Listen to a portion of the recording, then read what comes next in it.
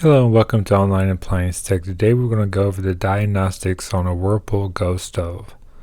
Okay, press cancel start to enter service test mode. Press 3 on the display pad to advance to these faults settings or select faults. Press start.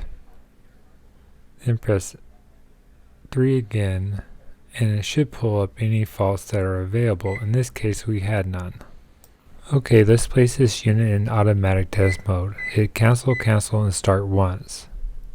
Then you're going to press 3 to advance to auto test.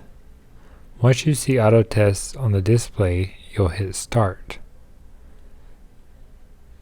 Auto test, start. At this moment it'll start analyzing and then we will go into test mode.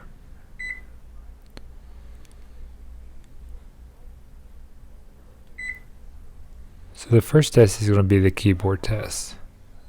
So basically what you do with this, you just press different buttons throughout the keypad and make sure they're working correctly, because sometimes you'll have a oven that won't start and it can just be the membrane pad. So to get out, you just hit cancel twice and then you'll go to bake K2.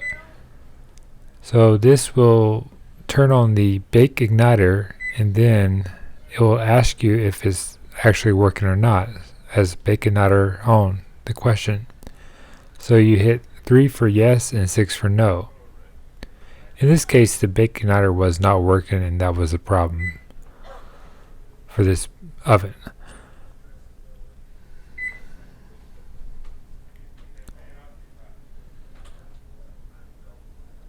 So I will place or hit number 3 for yes. It's working, just to get through the test mode. So now it's going to light up the broil, the upper igniter.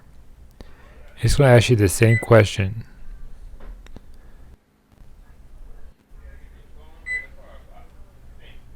So if the broil is on, select 3. If off, select 6. So now we're going to test the convection fan. So basically ask you if it's on or off. Press 3 if yes, 6 for no. So basically just open the door. If the fan is running, you'll press 3 for yes.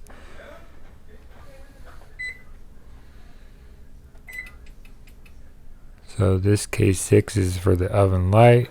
So take a peek, make sure it's on. Press 3 for yes, 6 for no.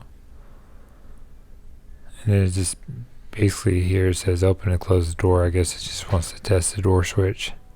And this is your PCB temp. And then it'll restart and it'll say no error codes, test complete.